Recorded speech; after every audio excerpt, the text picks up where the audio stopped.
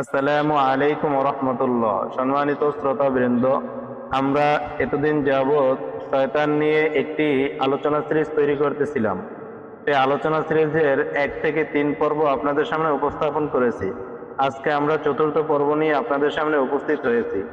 এই পর্বে আমরা দেখব যে অন্তরের প্রশান্তি শয়তান কিভাবে নষ্ট করে এবং অন্তরকে কিভাবে সংকীর্ণতা করে তোলে। আল্লাহকে ভুলে গিয়ে কেউ সুখী হতে পারে না। এই বিমুখতার জাগতিক শান্তি সম্পর্কে আল্লাহ তাআলা বলেন, ওমান আ'রাদা আন যিকরি ফাইন্না লাহু মাঈশাতান দনকা। আর যে আমার স্মরণ থেকে বিমুখ থাকবে, নিশ্চয়ই তার জীবন যাপন হবে সংকীর্ণ। বিশাল প্রসাদ আর অঢেল সম্পদ থাকলেও জিকিরহীন হৃদয়ে কোনো প্রশান্তি থাকে না। জীবনটা ভিতরে ভিতরে দম বন্ধ হয়ে আসে এবং অশান্ত হয়ে ওঠে। মনে হয় ছটফট করতে থাকি। অথচ আমরা সাময়িক সময়ের প্রশান্তির জন্য আল্লাহ থেকে বিমুখতা পোষণ করি। আল্লাহ সুবহানাহু ওয়া তাআলা অন্য একটি আয়াতে বলেছিলেন, আমরা পূর্ববর্তীতেও আলোচনা করেছিলাম, ওয়ামাই ইয়াশু আন যিকরির রহমান নুকাইয়িদ লাহু শাইতান ফাহুয়া লাহু করিন। যে ব্যক্তি আল্লাহর স্মরণ থেকে বিমুখ হয়, আল্লাহ তার জন্য একটি শয়তান নিযুক্ত করে দেন। আর এই শয়তানই আমাদের এই সকল কাজগুলোকে আমাদের সামনে সুশোভিত করে তোলে।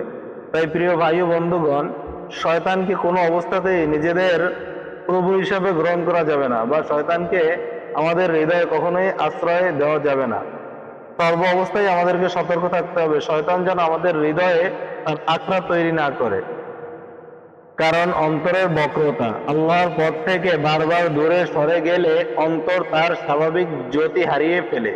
আল্লাহ তাআলা বলেন, ফালাম্মা যাগা আযাগাল্লাহু কুলুবুহুম। অতঃপর তারা যখন বক্রপথ অবলম্বন করলো, তখন আল্লাহ তাদের অন্তর বক্র করে দিলেন। প্রিয় ভাই ও বন্ধুগণ, যখন আপনি আমি বক্রপথের অনুসন্ধান করব বা বক্রপথে চলাফেরা করব বা শয়তানকে নিজের অন্তরে আঁকড়া করার জন্য সুযোগ করে দিব, তখন আল্লাহ সুবহানাহু ওয়া তাআলা তার জ্যোতি থেকে আমাদেরকে মুখ ফিরিয়ে দিবেন বা সরিয়ে দিবেন, আমাদের অন্তরকে তালাবদ্ধ করে দিবেন। আল্লাহ সুবহানাহু ওয়া তাআলা সূরা বাকারার মধ্যে বলেন, ফাতামাল্লাহু আলা কুলুবিহিম ওয়া আলা সামিহিম ওয়া আলা আবসারিহিম গিশাওয়া। প্রিয় ভাই ও বন্ধুগণ, মানুষ যখন নিজ ইচ্ছায় বারবার শয়তানের হাত ধরে তথা শয়তানকে নিজের অন্তরে জায়গা করে দেয়, আল্লাহ তখন তার হৃদয়ের মুখ হিদায়াতের দিক থেকে ফিরিয়ে দেন। এটা এক ভয়ঙ্কর অবস্থা।